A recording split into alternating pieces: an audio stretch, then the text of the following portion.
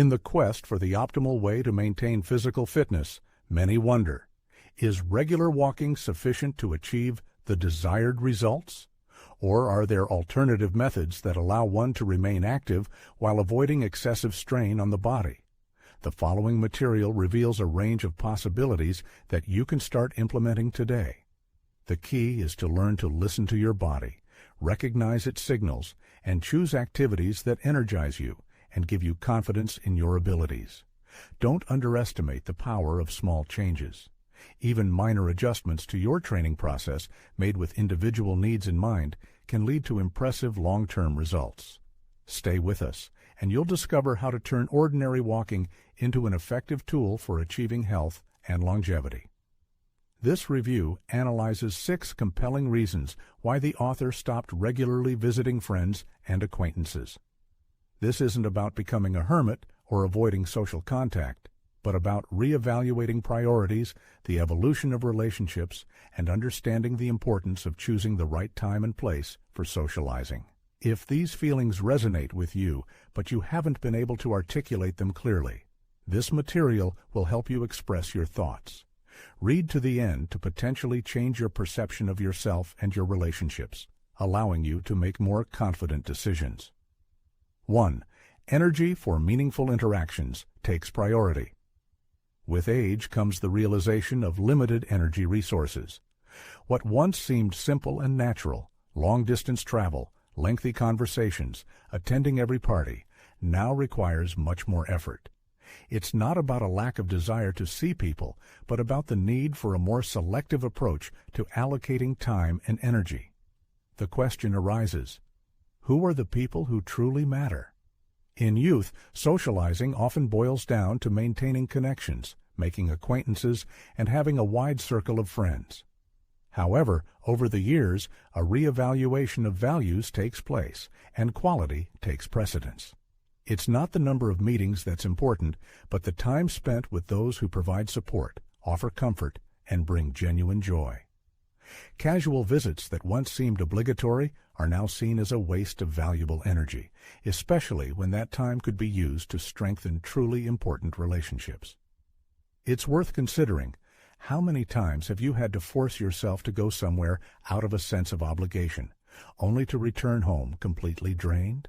Participating in conversations that don't interest you, spending time with people who don't seek to know you better, leaves you feeling that you would have been better off staying home. There comes a moment when you realize the value of your time and understand that not everyone deserves a piece of it. For example, Frank used to feel guilty for turning down invitations, believing he would be seen as indifferent. But over time, he noticed that people who truly valued him didn't need frequent visits to maintain a strong connection. Instead of wasting energy on superficial communication, he began to focus on deeper, more meaningful relationships. And suddenly, communication ceased to be an obligation, turning into a genuine joy. This isn't about isolation, but about making wise choices. There's no need to be everywhere and with everyone to prove your interest. True connections don't require constant presence. They're based on sincere appreciation, understanding, and mutual respect for each other's time. Avoiding unnecessary stress and conflict is an important lesson that comes with life experience. One begins to realize that not every interaction in society is worth one's peace of mind. In the past, one may have had to tolerate rumors, pointless arguments, or people who seem to bring more negative emotions than joy. However, with the passage of time comes the understanding that protecting one's inner world is more important than maintaining any connection. It's not about indifference to others, but about not wanting to waste energy on empty squabbles. There's no longer a need to engage in meaningless disputes, dredge up the past, or maintain conversations that leave you feeling disappointed. If visiting someone involves encountering unnecessary stress, whether it's tension in the family, hidden aggression, or old unproductive disagreements, the question arises, why subject yourself to it? It's worth considering, have you ever left an event feeling emotionally drained? Perhaps you had to sit at a table where all everyone did was complain, or visit someone out of a sense of obligation to listen to a stream of negativity, gossip, and criticism. There comes a moment when you realize that time spent in a stressful environment is time irretrievably lost, and at this stage of life, every moment is precious. For example, Helen regularly visited some relatives, though each visit left her emotionally drained. Tension constantly hung in the air, conflict brewed, and there was always something that made her feel unappreciated. One day, she decided she would no longer put herself in such situations. Instead, she focused on connecting with those who made her feel loved, wanted, and respected, and for the first time in a long time, socializing became enjoyable again. The truth is, everyone has the right to protect their time and energy. No one owes anyone their presence, especially if that presence costs their own happiness. Refusing unnecessary stress is not rudeness, but a sign of wisdom, because people who truly value you will not force you to experience negative emotions just to maintain a relationship. Seeking comfort in familiar surroundings. Home has an inexplicable appeal, offering a sense of absolute harmony. For years, one arranges a personal space where they can escape worries, indulge in reflection, and be themselves. Over time, this comfort gains special value. The thought of dressing up, driving across town, engaging in small talk, and being in unfamiliar surroundings no longer seems as appealing as before. This isn't about avoiding society, but about deeply respecting the peace and tranquility of one's own home. In youth, it's common to be constantly on the move, seeking entertainment and new experiences. However, with age comes the realization that being away from home is not always preferable to being at home. There is a special joy in waking up in your own bed, enjoying coffee from your favorite mug, and knowing that the day will unfold according to your own plan. There's no need to entertain, adapt to someone else's schedule, just serenity and comfort in a space that truly feels like your own. For some, visiting can be uncomfortable due to the unwelcoming environment. Perhaps the other's home is too noisy, chaotic, or simply lacks the coziness for a prolonged stay. Uncomfortable furniture, an unfamiliar atmosphere, constraint, and the absence of the ease that exists at home. All of this can mar a visit. As one ages, personal comfort becomes more important than social obligations. If someone finds more joy in solitude than in visiting, there is nothing wrong with that. Take, for example, Oleg's story. He used to feel guilty when declining invitations, but every time he visited someone, he found himself counting down the minutes until he could leave. The noise, distractions, unfamiliar surroundings, all of it exhausted him. One day, he decided to stop forcing himself to attend events, guided only by a sense of duty. Instead, he began inviting people to his home, creating comfortable conditions for socializing. Suddenly, meetings with friends and family became a source of genuine pleasure, not fear and discomfort. Home is often considered the best place on earth for a reason. It's a space created with love and care, where one feels safe, where cherished items are kept, where one can move at their own pace without worrying about being just a guest.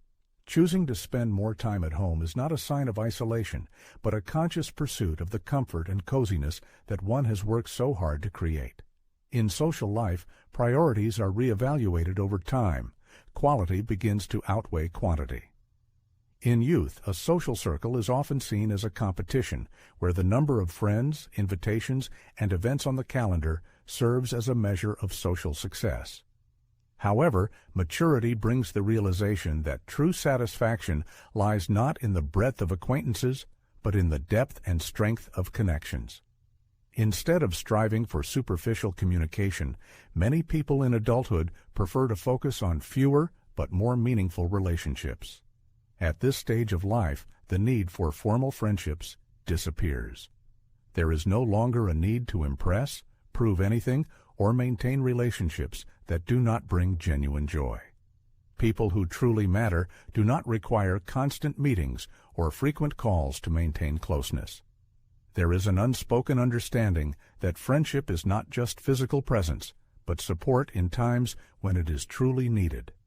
Consider the many casual acquaintances encountered along the way, the people with whom time was spent out of habit, convenience or even duty. And ask yourself, did many of them truly make a valuable contribution to life?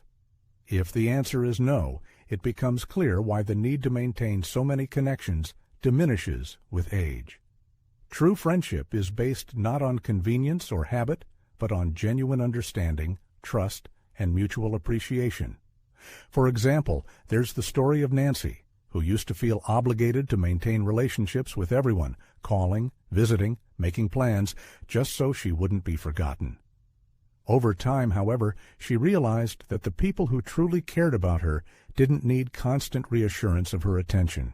She began to pay more attention to relationships that were easy and natural, where you could not see each other for weeks or even months, but when you met, the communication resumed as if there had been no break.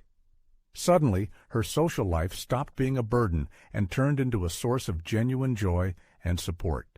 Choosing quality over quantity doesn't mean giving up on socializing or retreating into isolation. It's more about reprioritizing, giving preference to relationships that bring support and inspiration rather than those that weigh you down and don't bring satisfaction. It's about recognizing that true friendship isn't measured by how often you meet, but by how you feel in the company of a friend.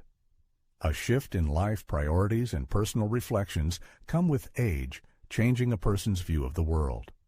Former values such as an active social life, a desire to be the center of attention, and constant participation in group events gradually lose their significance.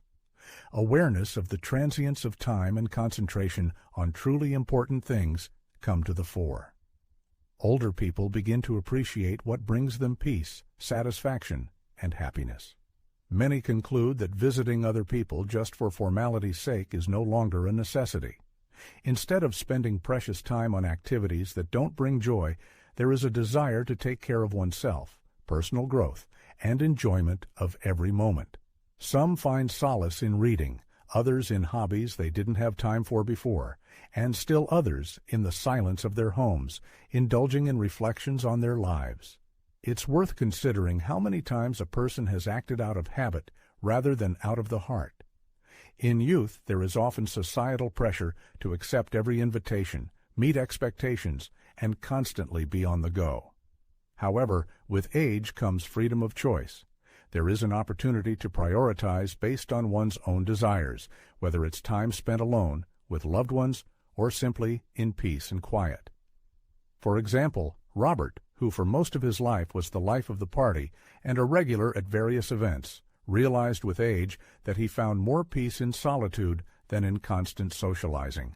He began to spend more time in nature, enjoying walks, reading neglected books, and reflecting on what truly makes him happy.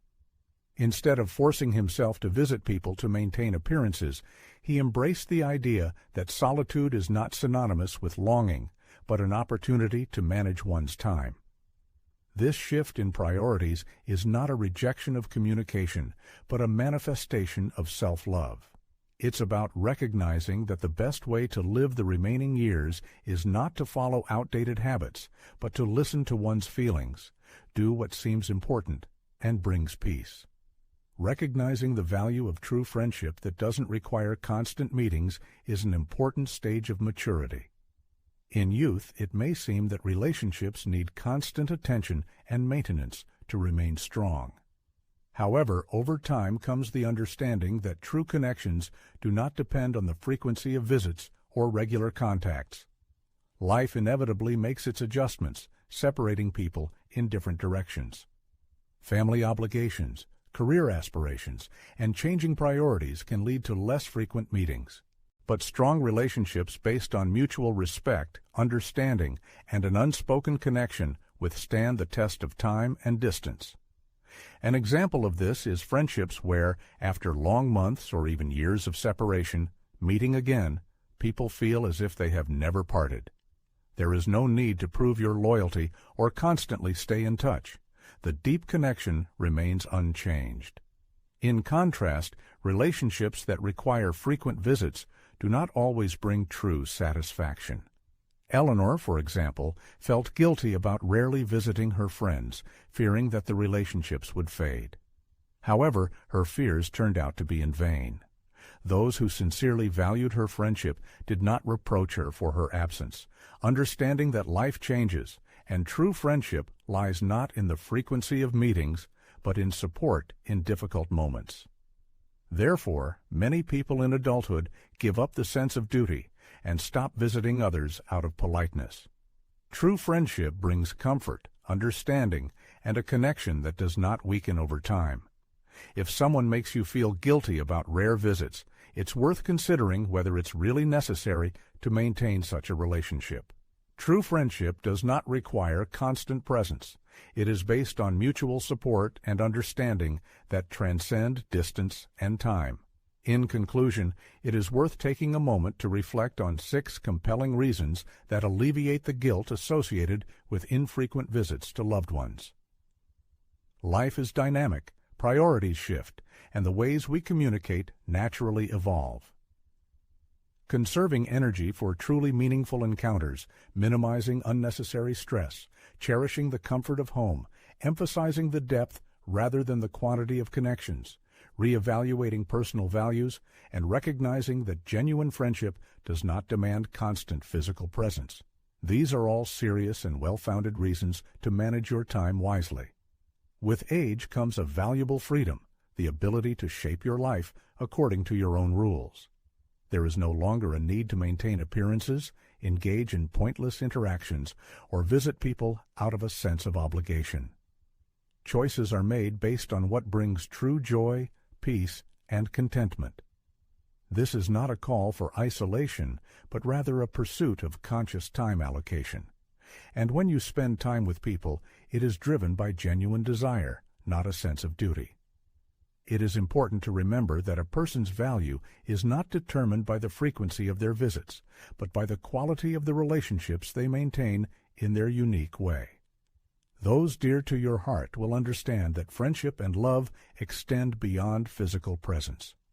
By focusing on connections that offer support and inspiration, you will nurture relationships that fill life with true